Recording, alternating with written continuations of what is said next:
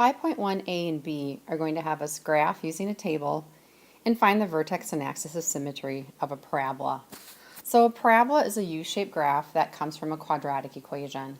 So to find the vertex, what we do is use the formula of negative b over 2a for the x value, and then once we find the x, we plug it in and get the y.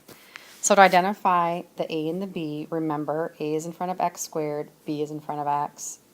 So on here, the a value is a 1, the b value is negative 2.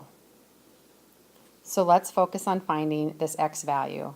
So if we do negative b, it'll be negative of the negative 2 over 2 times 1. This simplifies to 2 over 2, or 1. So now the first part of our ordered pair is 1 and something.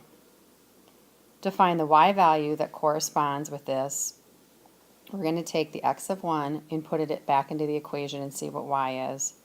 So when we do that, y is going to be equal to 1 squared minus 2 times 1 minus 8.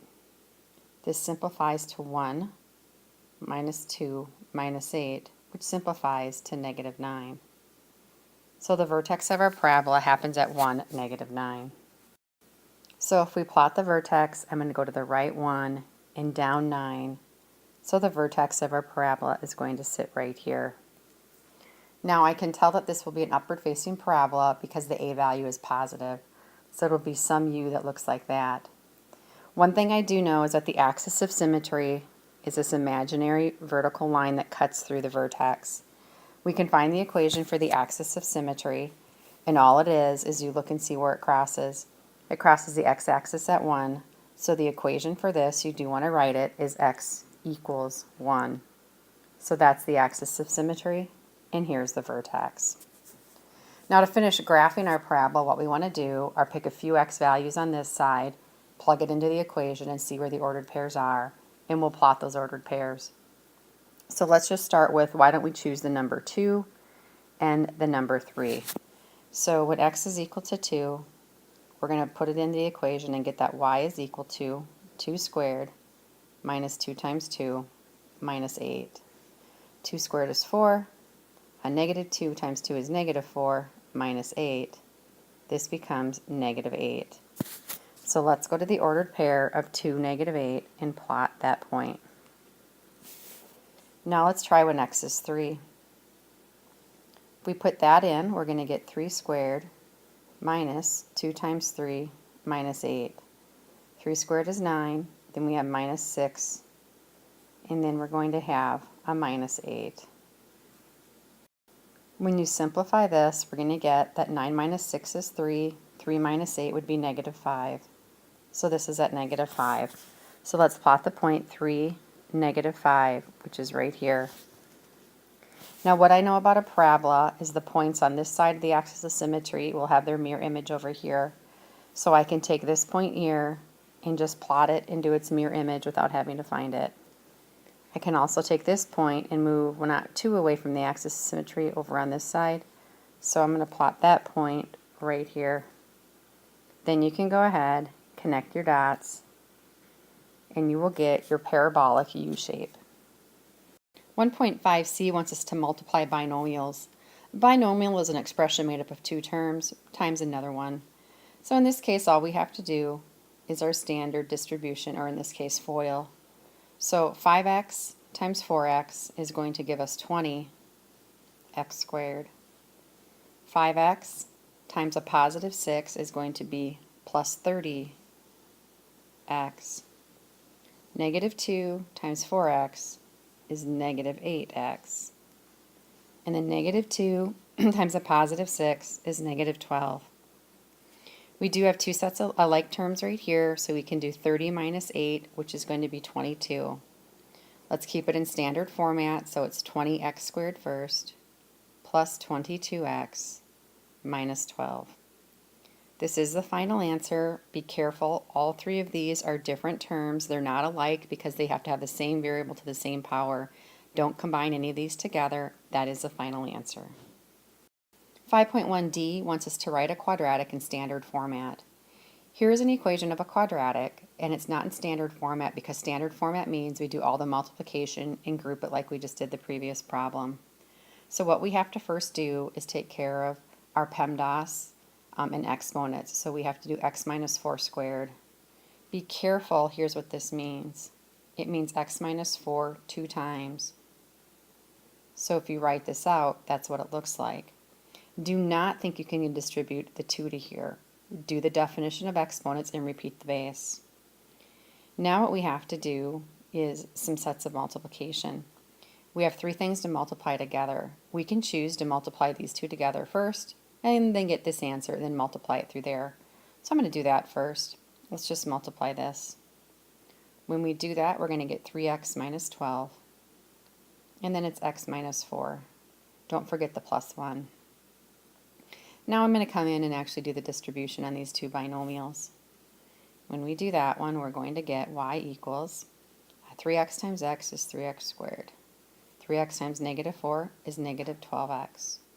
Negative 12 times x is negative 12x. Negative 12 times a negative 4 is going to be positive 48. And again, don't forget that we have this plus 1 sitting out here. So do plus 1. Now just combine your like terms and you'll be fine. There's only one x squared term, so that comes first, 3x squared. These 2 like terms combine together to become minus 24x. And then 48 plus 1 is 49. So this is a quadratic equation in standard format. 5.3a and b either want us to factor a quadratic or factor and solve. For these 3 problems, it's actually factor and solve each problem. The reason I know it's solve is because each one has an equals to on it. If there was no equals to and it was just a simple expression, that would just be factor, so you can know the difference there. So let's set up and actually factor this first quadratic right here. Factoring just means to take a trinomial and break it into 2 binomials. So this will be our first binomial and our second, and here it has to equal 0.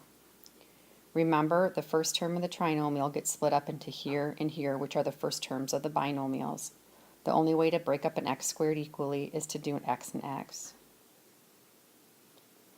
Now plus 28 is the last term of the trinomial, and I'm going to break that up such that the last term of each binomial has the factors of that. So I have to think of numbers that give me factors of 28. So things that might work would be 1 and 28, could be 4 and 7, could be 2 and 14.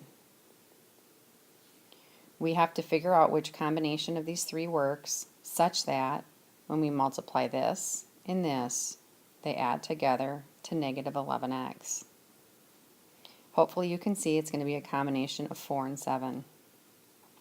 So if we put the 4 here and the 7 here, keep in mind 4 times 7 have to multiply to a positive 28. 4 and 7 do make 28. However, they have to add to a negative 11. If we add these now, it would be 4x and 7x, which is positive 11. So here they have to be 2 negative signs. Double check that it still works. Negative 4 times negative 7 is positive 28. And if you look at this, this is negative 4x, this is negative 7x. When you multiply, those 2 add to negative 11x.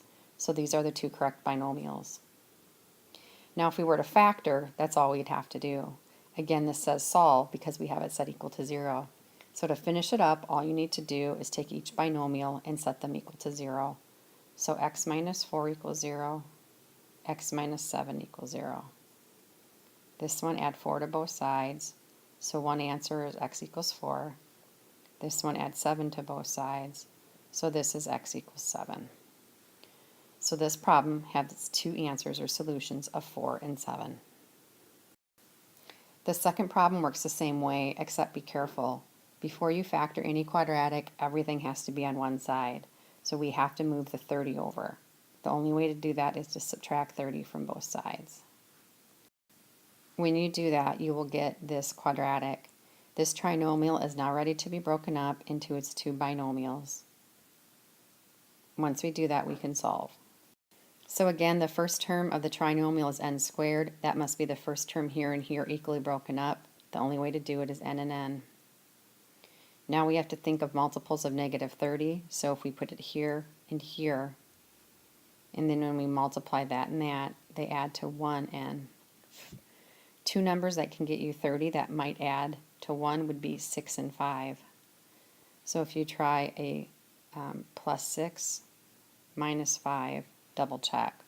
Negative 6 or positive 6 and negative 5 is negative 30. If you do this, you get 6n. Here you get negative 5n. Those two add to 1n, so that's correct. Now wrap it up, and all you do is you're going to set each of these two binomials equal to 0 and solve. So the first one is n plus 6. When you solve, you get negative 6. Second is n minus 5. When you set it equal to 0, you're going to get n equals 5. And those are your two answers. To solve this next quadratic, again, we cannot factor until everything's on one side, so we have to move the 16 over. It's right now a positive 16, so let's bring it over a negative 16. So we need to solve x squared plus 6x minus 16 equals 0. We set this up to factor into the two groups and set it equal to 0. Again, the first term is x squared. Equally break it up into an x and an x. Then we have to look at the last term, which is negative 16. So factors that get you negative 16, there's a variety. Could be negative 16 and 1, negative 8 and 2, negative 4 and 4. And the negatives could be in different spots. So we have to find the right combination on where to put negative 16 here and here, such that when we multiply these two together, we're going to add back to a positive 6x. So the best combination here will be an 8 and a 2. Now again, we need a plus 6, so it's probably a positive 8 and a minus 2. So if we set that up, plus 8, minus 2, and check it, that's 8x, that's minus 2x. These two do add together to positive 6x, so we're good. Now let's wrap it up and just set each of the two binomials equal to 0 and solve. So x plus 8 equals 0. We're going to subtract 8 and get negative 8. And then x minus 2 equals 0. We're going to add 2. So x is going to be positive 2 are our two answers. 5.4a wants us to factor quadratics of where the leading coefficient is greater than 1. In here we're just going to factor. Again, notice there's no equals to. So when we factor this, we're going to put it into two groups. So our first thing is we have to break 4x squared into these two places right here. We know each one has an x and an x for sure, but we're not sure how the 4 is broken up. It's either going to be a 4 and a 1 combination, or it's a 2 and 2 combination. And you just have to guess and check and try. I'm going to actually try a 4 and a 1 to start off with. I then go to the last term, which is negative 15, and factors of negative 15 go here at the end. We're then going to try to multiply this and this together such that it adds to a positive 17x. So factors that can get us a negative 15 could be negative 15 and 1, negative 5 and 3, maybe positive 15 and negative 1, or a positive 5 and a negative 3. So will one of those two combinations work where you have to put them in the right spot? I'm going to try a 5-3 combination. So I'm going to put here the positive 5 right here and a negative 3 right here. And if we test it out, these two right here give us a negative 3x. These two right here give me a positive 20x. You're going to notice that these two numbers add up to 17, so this is the right combination for factorization. Now you can have your binomials in this order, or don't worry if you had written the answer as x plus 5 times 4x minus 3. That's the same answer. They're both equivalent. Remember, multiplication is called commutative, which means you can flip-flop the order of what's being multiplied and it's still the same. Now 5.4b is find the zeros of the quadratic. Very similar to up here, but notice this time it's set equal to 0. So what we have to do is factor it. Once it's factored, we'd set each factor equal to 0 and solve. So this is already on one side, so it's ready to go. So let's break it, the trinomial, into its two binomials. We have to break up 3x squared. That has to be an x and an x. And 3 is easy, it's 3 and 1. There's no other way. And it doesn't matter if you put the 1 here or the 3 here. It will always work out. Now we need factors of negative 14, Those factors of negative 14 have to go here and here, such that when we multiply these two terms together, it adds to a negative 1x. So if you need to think about what gives you negative 14, it could be negative 14 and 1, 14 and negative 1, 2 and negative 7, negative 2 and 7. And you just have to kind of guess and check and play with it. So if you look at it, it looks as though a 2 and 7 combination may work. If we put the minus 7 here and a plus 2 here and you check it, this gives us a negative 7x. This other one gives us a positive 6x. These two add to negative 1x, so it works. But again, make sure the two numbers I wrote in the green multiply to negative 14. Negative 7 and 2, they do, so this is correct. Now we do have to finish this one because it says solve. So we're going to take each of the two factors, set them equal to 0, and solve. The one here on the left, just subtract 2 from both sides. So one answer is x is negative 2. This one right here, we have to get rid of the negative 7 and then the 3. So let's add 7 to both sides. Leaves us with 3x equals 7. And then divide by 3. So this answer here is x equals 7/3. So the two answers are negative 3 and a positive 7/3. Now back up here we found the zeros of a quadratic. That's the same as solving the quadratic. So just know the word the zeros and to solve is exactly the same. So learning objective 5.4c is exactly as 5.4b. It's just a different vocab word. So let's look at this first one here. You're going to notice all three of them are already set up and equal to 0. So we can just start by factoring. If we take the first trinomial, we break this up into two binomials. Set it equal to 0. 2x squared is just going to be 2x and x. Factors of negative 5, there's only two combinations, either negative 5 and 1 or 5 and negative 1. Again, we're trying to get our two middle terms here to add to a negative 3x. So if we're using a 5 and a 1 combination, it looks like what we could probably do is do negative 5 times a positive 1. And then if we check it, this here is going to be a negative 5x, a positive 2x, which adds to negative 3x, so that's correct. We've factored it, but now we have to solve it. So let's set each factor equal to 0 and solve. So 2x minus 5 equals 0, and x plus 1 equals 0. The second one's going to equal negative 1. This one right here, we're going to add 5 to both sides, then divide by 2. So be careful, this is going to equal 5 halves. If we look at the second one here, let's break that up. It's already ready to go. This one's a little bit trickier to figure out the right combo. On here we need to take 6x squared and break it here and here. Again, we know the x squared is x and x. What I don't know is should the 6 be 6 and 1 or should it be 3 and 2? I'm going to actually try 3 and 2. I'm not sure if that's right or not.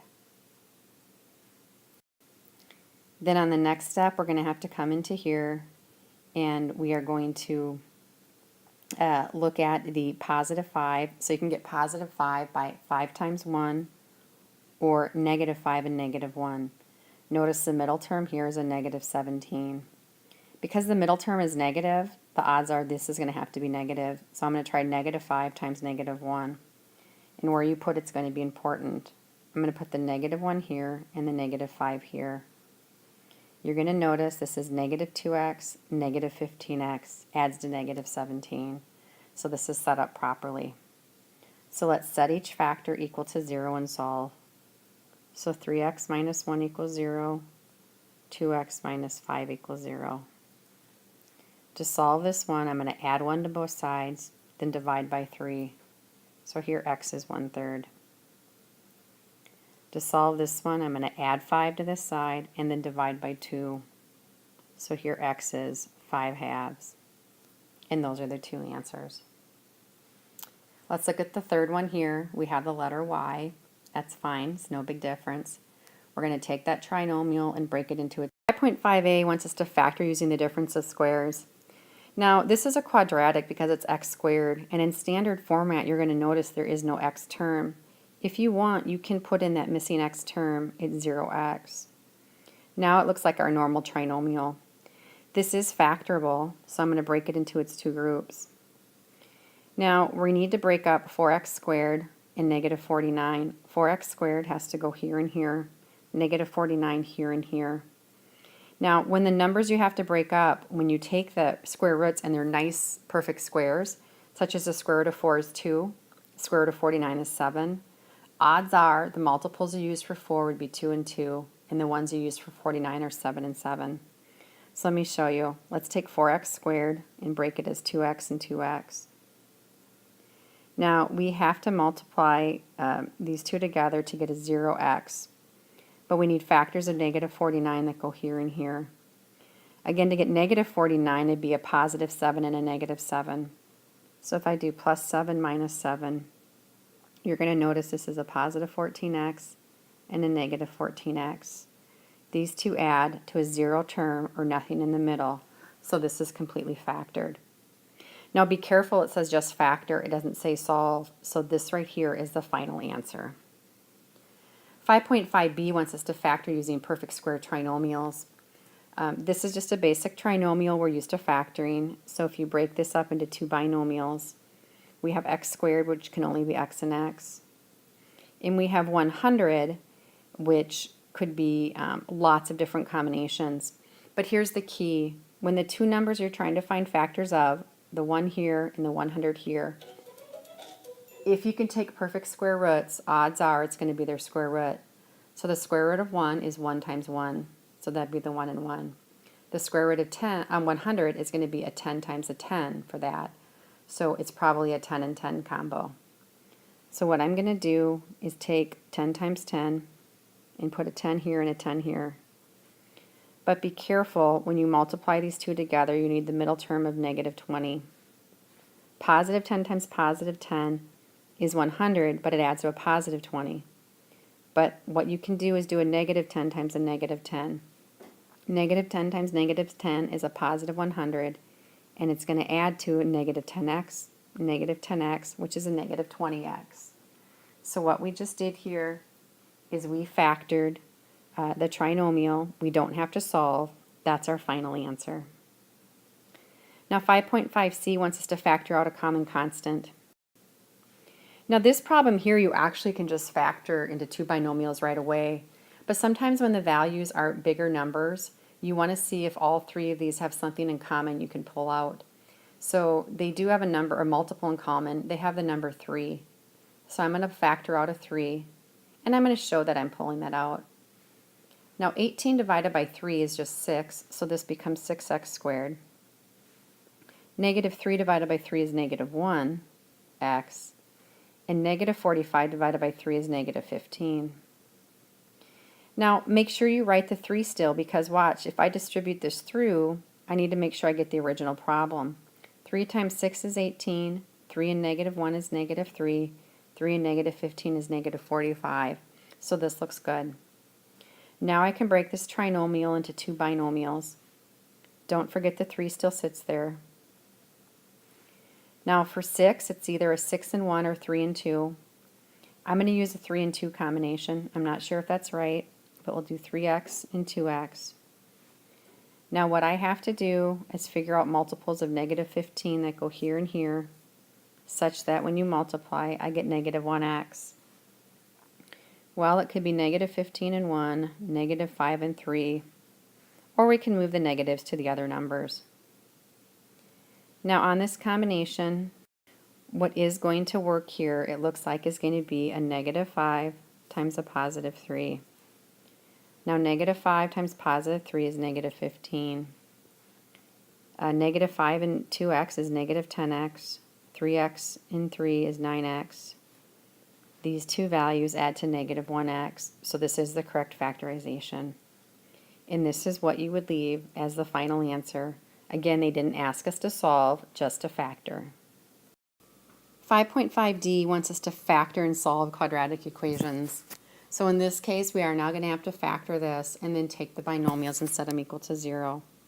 Now it's all on one side, so it's ready to start factoring.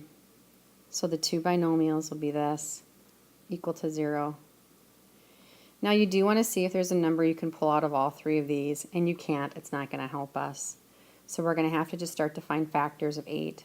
It's either 8 and 1 or 4 and 2. I'm just going to try a 4x and 2x and see if it works. It looks like here the middle term when I multiply has to give me a negative 2x. And I'm going to use negative 1 for multiples here. So factors of negative 1 are going to go here. That's plus 1 and minus 1. So it looks like what I have to do here is going to be a minus 1 times a plus 1. It works. When you multiply this together now, that'd be a minus 2x and a plus 4x would add to a positive 2x, but I need a negative. Therefore, that means I have these signs in the wrong spots. So this would have to be a plus 1, and this one's going to have to be the minus. If you double check, that's a plus 2x minus 4x, which equals that. Now I can wrap it up by taking each binomial and setting it equal to 0. So 4x plus 1 equals 0. 2x minus 1 equals 0.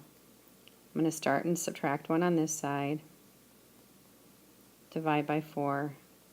So here x is equal to negative 1/4. On this one I'm going to add 1 to both sides. And then finish up by dividing by 2. So here x is equal to 1/2. 5.6a and b wants us to apply properties of square roots and rationalize denominators of fractions. So here we need to find the square root of 72 and pull out all the perfect squares that we can. So remember, perfect squares, multiples we're looking for are 4, 9, 16, 25, 36, and so forth. So you want to try to find the largest one you can. Can you rewrite the number 72 if you multiply one of these numbers with something else? Sure, 72 is the same as 36 times 2. So I can rewrite this as the square root of 36 times the square root of 2. Well, the square root of 36 is actually the number 6. So this becomes the number 6, and the square root of 2 stays. That is the final answer because there's no other perfect square root numbers in here that you can pull out. Now, if you have a hard time seeing it this way, you can do a factor tree, and I'll show you. For a factor tree, you think of multiples that get you 72, 9, and 8, and you keep breaking it out.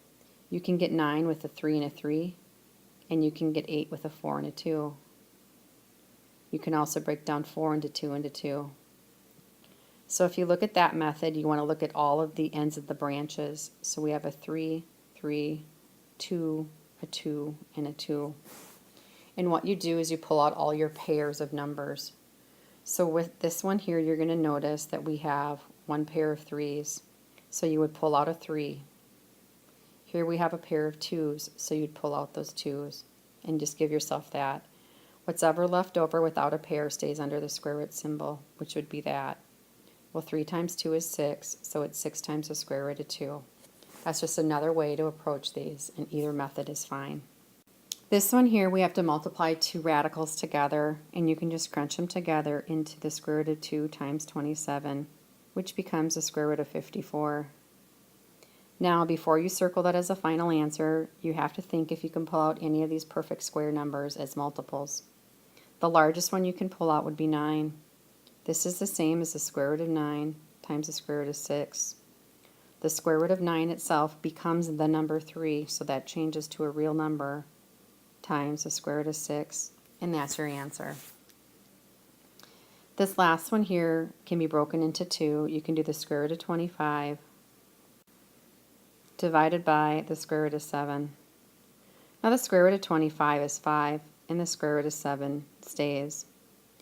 Now this problem, unfortunately, is not considered done because we have to rationalize a denominator. You cannot have square roots on the bottom of fractions. To get rid of it, you just multiply by the same square root. You do it on the bottom and the top. So this right here, the square root of 7 times the square root of 7, actually becomes the square root of 49. On the top here, it's just 5 times the square root of 7. Be careful, you cannot combine these two together. That's a radical, that's just a standard number. Now when you look at this, the square root of 49 does become the number 7. So that becomes the number 7. Notice I got rid of the square root symbol. And then what you're left with on the top is 5 times the square root of 7. This is the final answer. You are not allowed to cross these two 7s off. That's a radical. You can only cross off other like radicals like that. So this is the answer. 5.6c wants us to solve quadratic equations just using square roots. So on this equation here, you can actually solve for x. To get x by itself, we have to get rid of the 2 and the little squared. Leave the squared till last. To get rid of the multiplying by 2, we're just going to divide by 2. So that would leave us with x squared equals 31. To get rid of the actual square, what you do is take the square root. So that becomes x equals the square root of 31.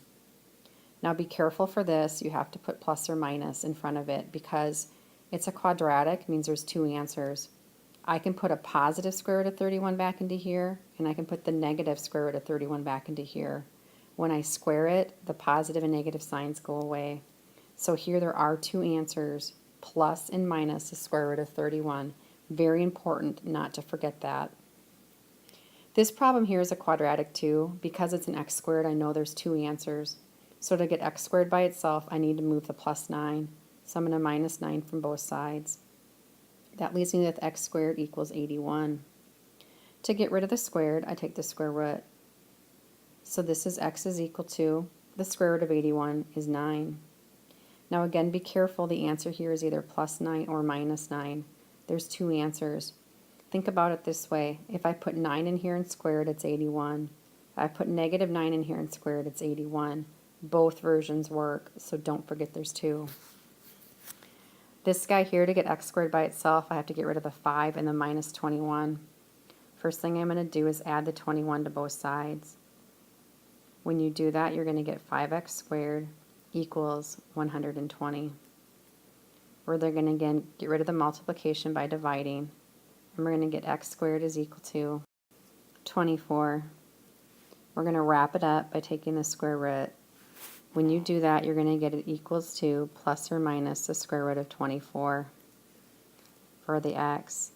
Now, before you circle this and think it's the final answer, you have to think about, can you pull out any of these perfect squares? And you actually can. You can do for this is you can rewrite it. This is the same as plus or minus. It's the square root of 4 times the square root of 6, because these two numbers give you 24. The square root of 4 is actually the number 2. So the answer is plus or minus 2 times the square root of 6. 5.9a wants us to solve using the quadratic formula. Now, when you look at this first equation here, you might want to try to use a method we did above, but you actually can't. This is an x squared and an x, which can never be combined into one term. The only reason we can use basic algebra up here is because there's only a single x squared. When x squared and x are together, you have two choices. You can solve by either factoring, but if that doesn't work, the only option you have is a quadratic formula. Now, I will tell you, if you tried to factor this trinomial, it is not factorable. So we can't factor it to solve. We can't use basic algebra to solve, so you must do the quadratic formula. So let's just jot down what that is again so we have it. Remember, it's x equals negative b plus or minus the square root of b squared minus 4ac all over 2a. So let's start this first one. First thing, everything must be on one side and set equal to 0, so it's ready. Now we can interpret a, b, and c. A is in front of x squared, which is 1. B is in front of x, which is negative 12. And the c is the constant, or the number, which is 20. So let's just put that into the formula. So we're going to have x equals, the negative of negative b would be a positive 12, plus or minus the square root of b squared minus 4 times a times c all over 2 times the a value. When we simplify this, what we're going to get is 12 plus or minus the square root of 144, and then it's going to be minus 80 all over 2. If we continue on with that, this becomes 12 plus or minus the square root of 144 minus 80 is going to be 64 all over 2. Now the square root of 64 is a nice whole number. It's the number 8. So this is 12 plus or minus 8 all over 2. Now what you can do is you branch this off into its two answers. 12 plus 8 all over 2 and 12 minus 8 all over 2. The top would be 20 over 2, which is 10. The bottom would be 4 over 2, which is 2. So the two answers are 10 and 2. And actually, if you look at the answers that I came up with and you think about it, I was incorrect at the first comment when I said you can't factor this. This actually is factorable. So in real life, if you had this problem and you could factor it, I would choose to factor it myself because I think it's less work. But do notice, if you don't notice and recognize you can factor it, the quadratic formula will work every single time. So if you're not strong at factoring, the quadratic formula is a great method. Let's solve this last one here. Now before we can do it, we do have to get everything on one side. So I'm going to have to add the 3 to both sides. So this is really 5x squared minus 2x plus 3 equals 0. Now I can identify a, b, and c. A is 5, b is negative 2, and c is the 3. Let's put it into the quadratic formula. So it's x equals negative b, so negative of negative 2, plus or minus the square root of b squared, minus 4, a and c, all over 2 times a. This is going to become a positive 2, plus or minus the square root of 4. And then we're going to have, it's going to be minus 60 all over 10. Now when you simplify this one, it's going to be 2 plus or minus, on the inside it's negative 56 over 10. And for now, you're going to want to keep the answer as just this format. One of the things we have not addressed yet, which we will later in the class, is negative square roots. If you type this into your calculator, you're going to get an error because it's an imaginary number. For now, just keep it. This is the appropriate answer. Do know, though, if we had to break it up into two different problems, what it would look like is we would do the 2 plus the square root of negative 56 over 10, and then the 2 minus the square root of negative 56 over 10. Again, these are what we call imaginary answers, which we'll address later on in the year. This problem right here, if we had tried, we would have never been able to factor it. And we also can't use basic algebra. So in this case, the quadratic formula is the only way to solve this particular quadratic equation.